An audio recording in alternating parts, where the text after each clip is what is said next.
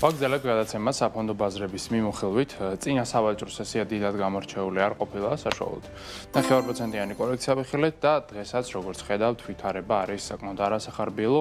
S&P 500 -0.07%-ითაა შემცირებული, NASDAQ-თან გვაქვს -0.67, ხოლო Dow Jones-ის შემთხვევაში არის ზრდა, რომელიც შეადგენს სულ რაღაც 0.5%-ს. კომპანიების მიხედვით, როგორც ხედავთ, ყველაზე ცუდი შედეგი აქვს ცალსახად Apple-ის 6%-ითაა შემცირებული, რაც პირდაპირ კავშირშია Apple-ის პროდუქციის მკვეთრ გაძვირებასთან, რომელიც როგორც ჩანს, არც მოხმარებლებს და არც ინვესტორებს არ მოეწონათ. ასევე კლება აქვს Microsoft 3.5%-იანი, Amazon 2.5%-იანი და პრინციპში ყველა მსხვილი ამერიკული კომპანიის შეფასება დღევანდელ სავაჭრო სესიაზე არის შემცირებული. რაც შეეხება ევროპასა და აზიას, ევროპის შემთხვევაში 600 მსხვილეს კომპანია საერთოდ ჯამში არის გაზრდილი 0.79%, შანხაის ინდექსი აჩვენებს +0.23%, ნიკეი კი გაიზარდა დღევანდელ სესიაზე დამატებით ლამის 5% და მან ახალ რეკორდულ ნიჩუნსაც კი მიაღწია.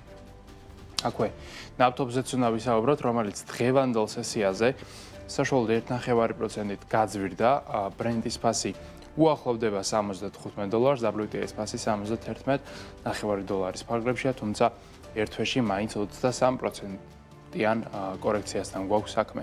ასევე კლება აქვს ბუნებრივ აირსაც და ოქროსაც პრინციპში, რომელიც ერთ თვეში უკვე 11%-ით გაუფასურდა, ვერცხლს კი -24% აქვს.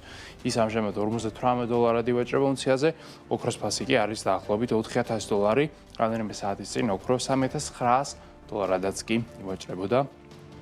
რაც სახარბიელო შედეგი ნამდვილად არ არის. ასევე არ აქვს კარგი შედეგი კრიპტო ბაზარს, შემცირებული ლამის ყველა მსხვილი აქტივის შეფასება, ბიტკოინი დაეცა 59,200-მდე, ეთერიუმი $1,500 ივაჭრება, ანუ კლება გვაქვს საშუალოდ 6.5%-ის ფარგლებში. კაპიტალიზაცია 189 მილიარდია ეთერიუმთან, ბიტკოინთან კი $1,196 მილიარდი. აქ გეტყვით ტრადიციულად იმასაც, რომ თუ კითხვენ გსურთ ბიტკოინის, ეთერიუმის ან სხვა ნებისმიერ კრიპტოაქტივის შეძენა, შეგიძლიათ მიმართოთ CoinMania-ს, რომელიც არის ეროვნული ბანკის მიერ რეგულირებული და ლიცენზირებული კრიპტობირჟა. გადავინაცვლოთ უკვე ლონდონში, სადაც კორექცია გრძელდება, წინა სავაჭრო სესიაზე 2% იყო ვარდნა, დღესაც 2.14-ია, მოკლედ საქართველოს ბანკის აქციები ფლად სახარბიელოდ ამ ეტაპზე არ გამოიყურება.